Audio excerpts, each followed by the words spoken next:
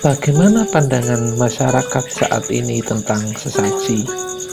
Sudah tidak perlu ditanya, stigma negatif sudah melekat dengan yang namanya sesaji.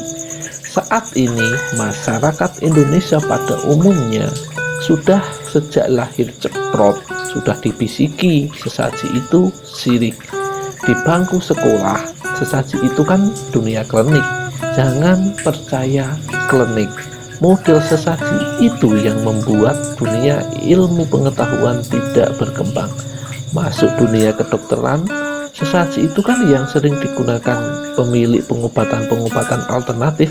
Sudah, jangan diteruskan. Itu pasti tidak benar. Sudah, percaya saja sama ilmu kedokteran modern. Sebenarnya, jutaan orang yang berstigma negatif tentang sesaji itu pernah tanya tidak ya sesaji itu apa? Sesaji yang ada di setiap daerah di Nusantara itu apa ya? Begini, karena saya tinggal di Jawa, saya bercerita menurut perspektifnya orang Jawa. Nenek moyang kita itu dalam usaha pencarian untuk menemukan Tuhan itu luar biasa. Mereka melakukan pencarian sendiri tanpa panduan kitab suci seperti agama Samari pada umumnya. Mereka mencari Tuhan dengan menganalisis apa yang terjadi pada dirinya, pada alam sekitar dan alam semesta, sampai pada kesimpulan Tuhan Tan Kinoyonopo. Tuhan itu ada, berkuasa atas alam semesta. Saking besar kuasa Tuhan sehingga Tuhan tidak bisa digambarkan dengan perspektif manusia.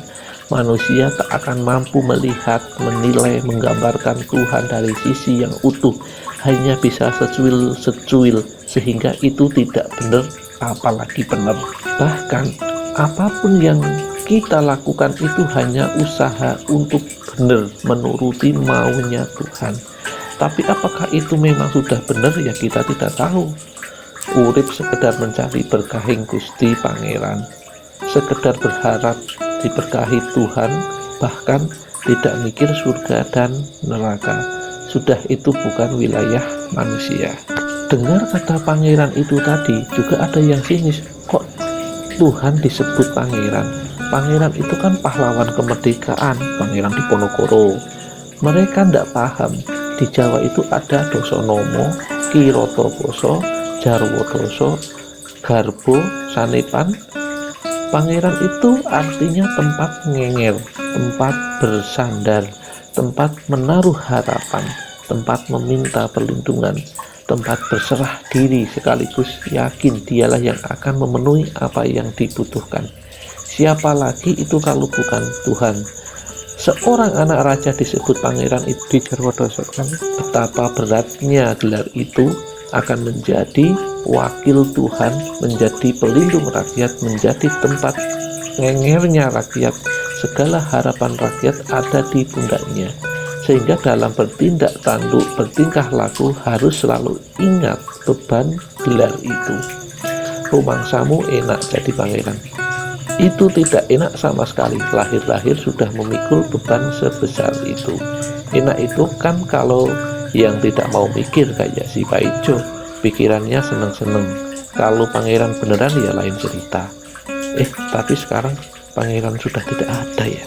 Oke, kembali ke sesaji.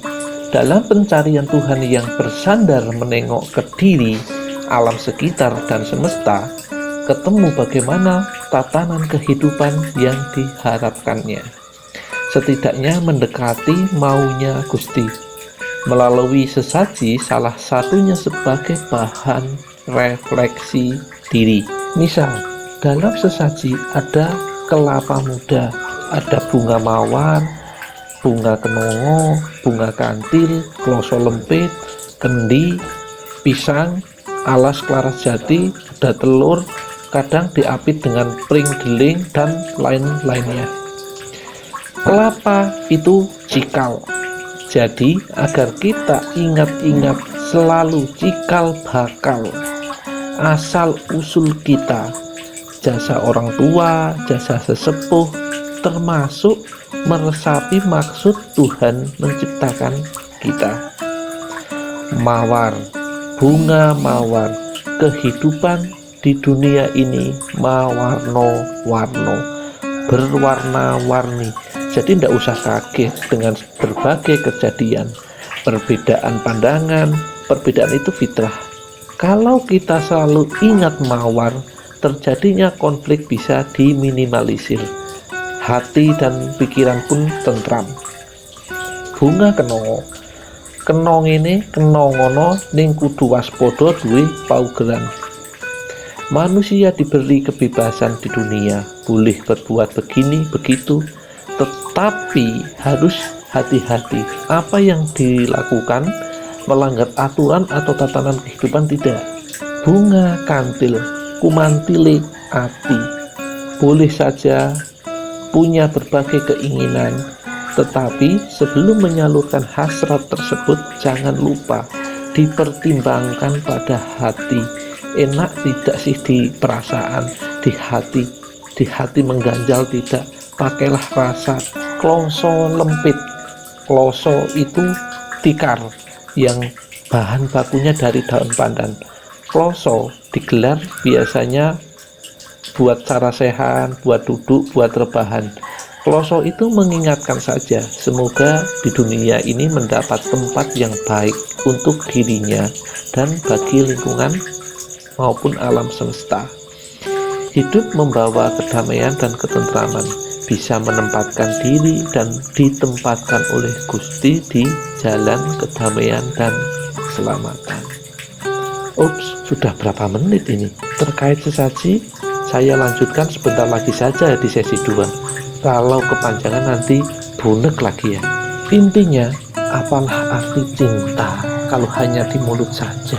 Sekali-kali kamu beri kekasihmu bunga sebagai tanda keseriusan bahwa dia istimewa.